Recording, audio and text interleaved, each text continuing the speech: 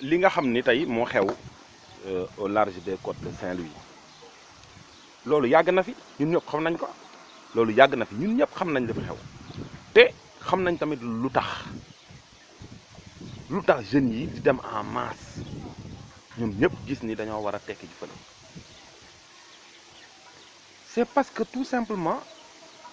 suñu réew niñ ko yoree moo baaxul politique sociale bi baaxul politique de jeunesse bi baaxul politique d'emploi bi baaxul éducation bi baaxul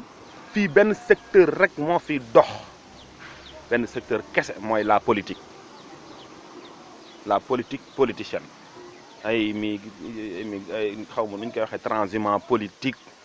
ñooñu daal ñoo fi doxle ak les militants sympathisants mais tout le reste ils sont relégués au millième plan te loolu ñëpp xam nañ ko bizarrement ñi ci war a wax duñ ci wax moom laay wax sànq suñu kilifa yi wax dëgg yàlla ana li ngeen fi nekkee li leen def kilifa du caagane rek da ngaa judd ci benn famille rek da ngay ñëw toog rek doon kilifa non kilifa da ngay doxinu kilifa da ngay wax bu wax jotee da ngay jóg wax ak jullit ñi wax ak bu dee kilifa diine nga wax ak communauté yi bu dee kilifa yi aada nga bu dee tamit même autorité administrative nga bu jëyee amee wala yu demee da ngaa war a génn nga wax parce que sa responsabilité da cee nekk tey képp ki nga xamante ni tëj na làmminam waxu ci ba nga xamante ni mbir mi àgg na fii sa responsabilité engagé wu na ci sa responsabilité engagé wu na ci bu baax a baax ci assassin yi nga bokk képp ku waroon wax te waxoo ci assassin yi nga bokk ci raykatu nit yi nga bokk pour muy leer koo mën a doon nag ku war a wax te waxul rek ci assassin yi la bokk am na ci responsabilité te ndéem sob na yàlla dana ci jot wàllam moom responsabilité boobu noonu dana ko assumer ci nii wala ci nee moo xam fii ci àdduna la moo xam yemal xiyam la bu ma defee bref ci loolu ma dem ci Alpha Condé ak ki nga xam ni mooy suñu jimboori national Alpha Condé mooy ki nga xamante ne nii moo toog ci dëkk bi nga xam daanaka ci Afrique mën nañ ni moo gën a riche ci Afrique li experts yi di wax naan la Guinée est un scandale comment dirais-je géographique maanaam li fa nekk ci wurus li fa nekk ci fer li fa nekk ci bauxite li fa nekk ci ndox li fa nekk ci énergie li fa nekk ci matière première te Guinée mel na ginnaaw raay wala ginnaaw raay tane ko Guinée yëpp daanaka des millions de Guinéens génn ñii ñëw Sénégal ñii dem feneen ak feneen ñu fay yaakaar dund bu tane li ñuy wax le mieux-être Alpha Condé ñu dox ko dëkk boobu mu dilapider bras de richesse ya fa nekk yëpp moom ak ñi nga xamante ne ñoo ko jiitu woon am na 85 ans doon màggat mu bijaaw mu sonn ni dee rek moom dana toog ci nguur gi quitte à ce que mu rey Guinéen yëpp jox ndigal ñii di armée bi ñu tirer sur la population bi nga xamante ne ñoom ñooy kaas di wax soxla wuñ ko fi ONU ni mig ni pat société civile bi am na ñuy wax am na ñu noppi parti politique yi am na ñuy wax am na ñuy noppi les guides religieux am na ñuy wax am na ñuy noppi mais ñi noppi ñoo ëpp ñuy wax président yi nga xamante ni ñoom ñoo nekk ci assemblée sous-régionale yi amul kenn ku ci ñeppi gémminam wax pourtant bërki Dembo Ndiaye en Gambie avec l'avènement d'Adama Barrow la CEDEAO a tout fait pour déloger Yaya Jammeh sous prétexte que la population ne voulait plus de lui. Qu'en est-il de la Guinée? Kan moo ci am intérêt pour Alpha Condé toog? C'est pas le peuple guinéen, ça n'a jamais été le peuple guinéen. Le peuple guinéen n'est pas en question. léegi ñu bëgg ñëpp ni patos kenn du ci wax comme ñoom parce que seeni intérêt ñoom nekk nañ ci man danaa ci wax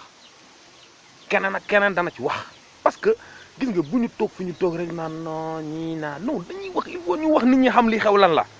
il tire sur des gens yoo xamante ne il manifeste gis ñëpp gis nañ vidéo yi paf bal mu tëdd deret di tuuru mu dee. allahu akbar ay militants société civile yu ñuy rey ay opposants yu ñuy rey exécutés par les forces de l'ordre.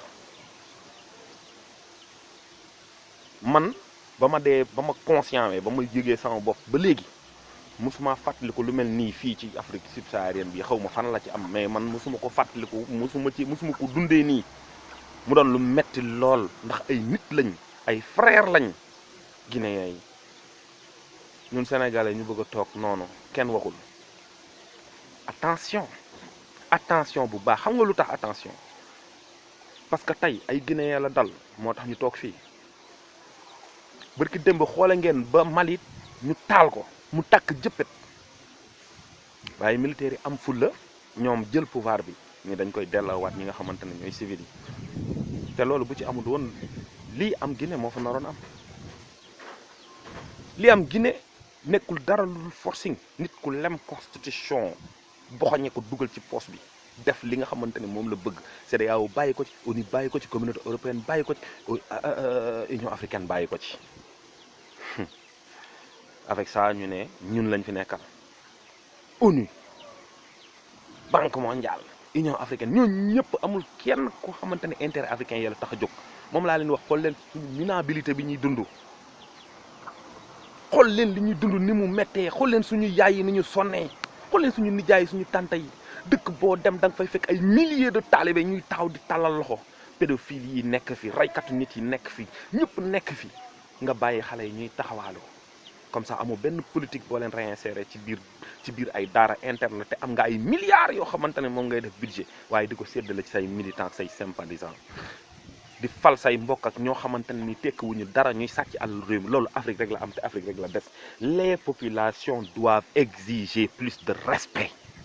vraiment nañ ñu respecter. Europe doo fa gis kenn kuy manifester ñu tiire la balu fetal doo ko gis Europe doo ko gis États-Unis doo ko gis Océanie fii rek nga koy gis Afrique loolu dafa war a jeex. dañu war a restaurer complètement la dignité de l'être humain en général et de l'homme noir en particulier mais ñun lu tax ñu nangoo dund comme ay mala ci biir dëkk bi lu tax ñu ñuy noot ñu koy nangu lu tax ñu ñuy yeew di sàcc di dugg sa biir kër ngay nelaw loolu moo daganut ci as gor suñuy doom lan lañ leen di wax man génération yi jiitu jéppi naa leena ñu ci bari tey ñu foogoon nañ fii la nekkal askan wi mais boo xoolee ba xool xam ni ñii ndekete seen bopp rek lañ fi nekkalu ndax defuñu fi dara la nga xamante ne loolu la ñu waroon def bu ñu ko defoon tey duñu toll fii tey ñu toll. ay népotisme ay gabegie financière ay spoliation ay prédation notion yooyu yëpp mën nañ ni ci génération bii ci jamono yi tey lañ la nekk loo xamante ne maanaam lu familier la ci langage yu toute la jeunesse africaine.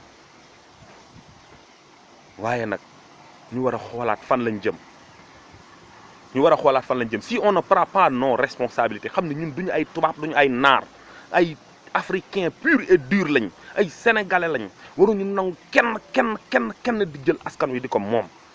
mënoo sàcc suñu alal ba noppi di ñu toroxal di ñu noot loolu waruñu ko nangu africain waru koo nangu toute l'Afrique tey devrait se lever communauté yëpp ba waroon a jóg tey naqarlu ñaaw li nga xamante ne moom moo xew fële moom moo xew Guinée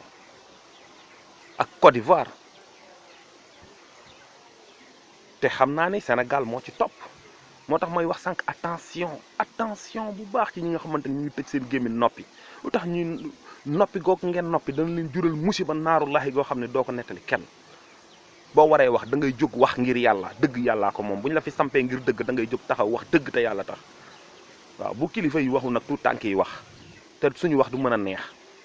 waaw ñoo ngi yeeslu ñoo ngi jégalu bu fekkee ne dañoo tooñ bu fekkee wax kàddu gi dafa dëgër wala lu mu mënti demee waaye nag dafa am loo xamante ne maanaam buñ ko gisee faw ñu wax lii metti wala fii metti bëri na bu dee Sénégal wala Afrique jëmm la daanaka feebar yëpp la am mi ngi ak hémorroïde mi ngi ak biir bi metti mi ngi ak ndoxum siti mi ngi ak lépp waaye nag mënuñoo tëb rek waxandoo lépp waaye dañuy wax li nga xamante ne maanaam tey fi mu toll nii mu tembe mën nañ ni loolu mooy actualité bi te mooy li soxal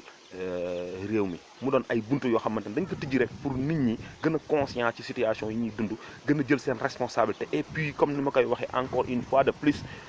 les populations mooy ñi nga xamante ni ñooy sénégalais ak africains yi dañoo war a exiger par force ñi nga xam ne ñoo ñu jiite ñu respecté ñu wan ñu respect boobu ci ni ñuy doxalee ak ñun te loolu mooy li war te loolu dañ ko war a xeex ndax war naa jar sax suñu bakkan nit du mala nit dañ ko war a jox cëram surtout li nga xamante ne yow yaa ko moom ñu koy nangu ba noppi te la toroxal loolu waroo koo nangu kenn waru koo nangu kenn warul nangu loolu kon jaa ngeen jëf ñu ngi bëggee ñëpp di siyaar ñëpp ba beneen yoon incha allah.